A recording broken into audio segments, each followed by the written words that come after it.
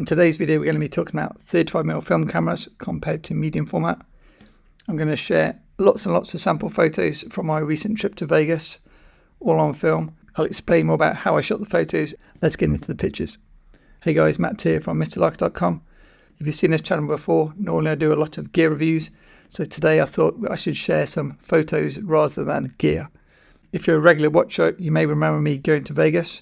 I was teaching in Vegas a few months back.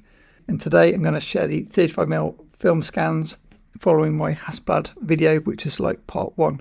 Photos were shot with a Leica M4-P and a Leica Barnett camera. If you want to be exact, at 1931 Leica standard. And I'll give you more information as we go.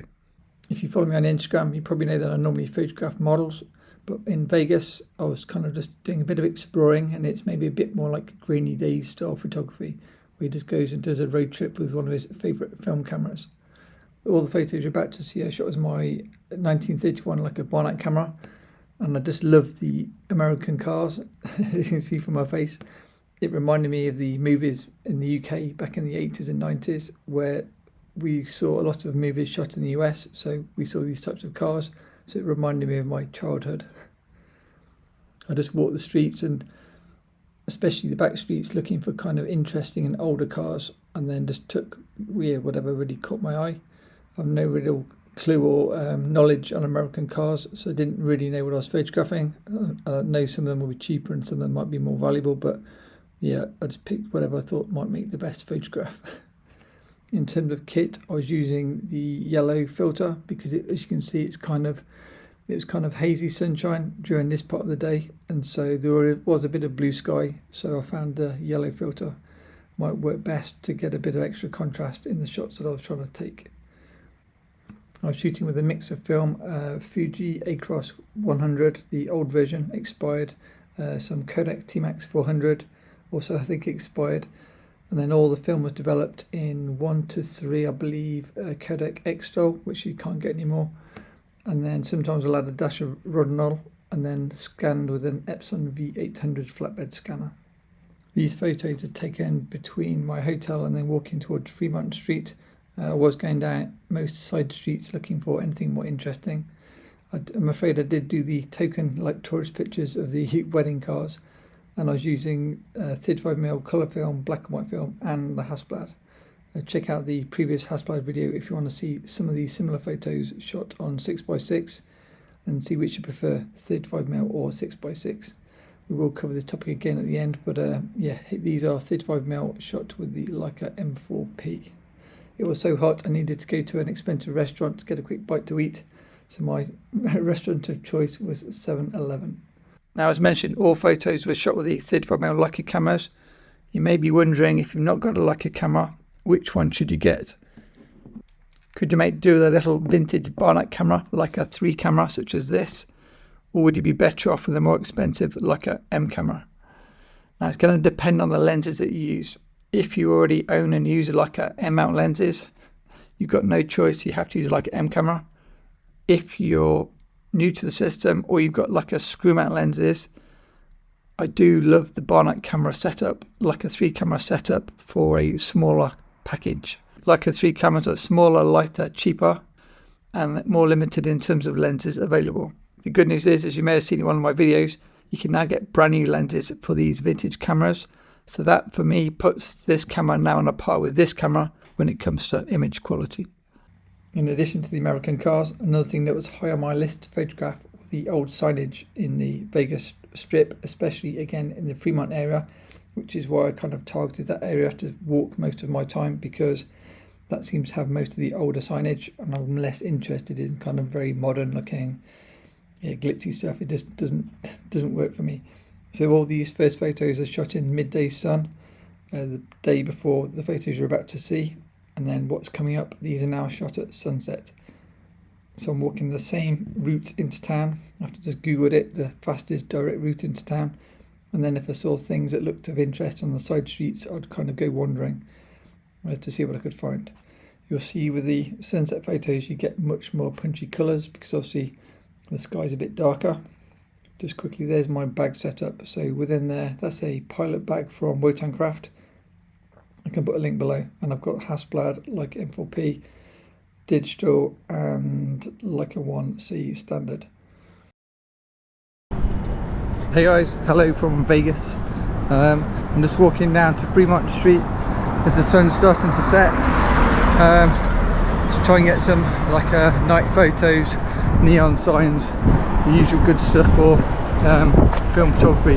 The main difference being I'm going to shoot it on Ektar 100 and not CineStill 800, so yeah, it'll be interesting. So we're heading down there for maybe an hour, and the plan is walk there with the rest of the daylight and then walk back and take photos. It's a fair walk, so yeah, that's the plan. Here is a map of Las Vegas just to show you where I'm walking if you're interested or if you know Las Vegas. So I was staying at the Sahara, and then I was covering all the area up to downtown on either side of the road for the majority of these photos. Okay, back to the pictures. So this is me with the Leica M4-P, again shooting expired Kodak Ektar 100 at around ISO 80, exposing slightly brighter because it's like older film. And yeah, the colours are amazing at sunset, even of like boring things like supermarkets. It's worth pointing out that all the colour film was lab developed. I used to develop my own colour film, but now I shoot it in such small quantities it's more economical to get it developed in a lab. Okay, the light's starting to get darker now, so you can see me there showing my Hasselblad setup. And I'll put the audio on here. You can just hear the the insects. It's quite a tropical sounding walk into town. When I was shooting during the day, I was doing a lot of zone focusing and kind of shooting everything at f8. Now the sun's obviously set. I need as much light as possible for a ISO 100 film, so I was using the Nocturne at 1.2 where needed in kind of the darker areas, and shooting at 60th of a second or 30th of a second if I had to. As you can see from Vegas, is pretty bright once you get into kind of the more touristy areas, so ISO 100 film was totally fine if you want to try doing a night shoot with 100 speed film. I think CineStill 800 will probably be even more amazing because you get the halation, but I didn't actually have CineStill in the fridge, so I thought I'd use what I had, which was Ektar. If you love neon signs, definitely head to the Fremont Experience. As you can see, there are a lot of lights and just a lot of activity in general. If you like street photography, you pretty much see all types of people and characters, and yeah, it's definitely not a dull moment. There's kind of music playing, and yeah, it's a lot of activity. And also you get some kind of quite cool retro-y signs as you see here. All this, as I say, is shot at ISO probably a bit less than 100, and then scanned with my Epson V800. Fremont Street was the halfway point, so this is now heading back towards the Sahara Hotel. And yeah, I really love some of the signs. Everything looks so different at night. You almost need to walk the same route once in the daylight and once at night and take two different sets of photos. This looked a lot better at night than it did during the day, and yeah, I think CineStill would be absolutely amazing to shoot this sort of stuff. Finally back to the hotel after many steps. So just to recap, all the night photos were shot with the Leica M4-P. You can get faster lenses in M-mount, which are better optically wide open than screw mount cameras. So I knew that the Nocturne lens was pretty good, and so if I did mind a soft look, I shot it wide open at 1.2. However, for most photos, I try to shoot at 1.4 or f2. If, like me, you love vintage lenses because of their additional character, when it comes to shooting at night, if you shoot with a modern lens, say a 50-1.4 Summilux, or in this case the 1.2 Nocturne, you don't get so interesting like blooming highlights from modern lenses because of the coatings and things like that. But you can hack the system and do what I did, and I just added a K&F black mist filter to my Nocturne lens on the M4-P, and that then gave me those blooming highlights, glowing highlights.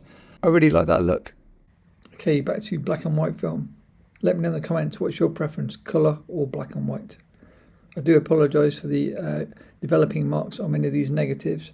I'm not sure if it's a combination of expired film and me not wiping the negatives enough, so I didn't kind of remove dust spots and things like that. They just developed and then pushed them through Lightroom to reduce the size so I could share them with you guys. When I was walking I think I walked the same trip 3 times, I believe, and I normally had both black and white and colour on me. I think in future I'll probably focus on black and white. I just think most things look better in black and white. and then obviously you can carry less cameras too. Now, in terms of 35mm or medium format, I did have the medium format camera with me, the Hasselblad 501C, but I just find that 35mm is a really good sweet spot because you don't hesitate as much before taking pictures, and then that means you get more pictures and you got a better chance of getting photos you really like. If you're like me, sometimes you don't take a photo because you might not deem it good enough to shoot with a medium format camera, and then obviously you get less photos at the end of the day. Just to recap again, all the black and white photos were shot with this little 1931 Leica standard Leica Barnett camera. It may be old, but it can still take amazing pictures. Well, like high quality pictures. I'm not saying these pictures are any good, especially if you pair it with modern lenses. The lens I use the most on this camera is a Voigtlander Helios 40mm 2.8, and then because it's got a fixed 50mm viewfinder, I just approximate 40mm with a 50mm finder, and I always get the compositions that I'm looking for. When I was using the 28mm and 35mm lenses on this camera, I used a small KEKS plastic viewfinder until we get more viewfinders from Light Lens Lab. If you missed the Light Lens Lab video, highly recommend checking that out for the viewfinder section alone. I just want to stop the video and say a huge thanks to my amazing patrons. I think we're now at about 255-ish. Lots of model photography, tips, lighting, videos, like-related content. Feel free to check it out. I can put some links below. I often get the question, Leica M4-P or Leica M6? As you probably know, most people choose the M6. That's the most popular camera. This is a very affordable M6. It's cheaper because there's no meter. So if you can't afford a Leica M6, but you'd love the thought of shooting with an M camera, perhaps check out a Leica M4-P. Okay, so to summarize, why the 3.16? I tend to get similar amount of keeper photos, goodish photos from 35mm and 120 film. 35mm film cameras give me 38 to 39 photos per roll, the way that I load them, where the Hasselblad only gives me 12 photos per roll. So that means I have a 3.16 better chance of getting good photos using Leica cameras or 35mm film cameras than medium format. If you love film and you want to see more film photos shot with various Leica cameras, I can link some more videos next.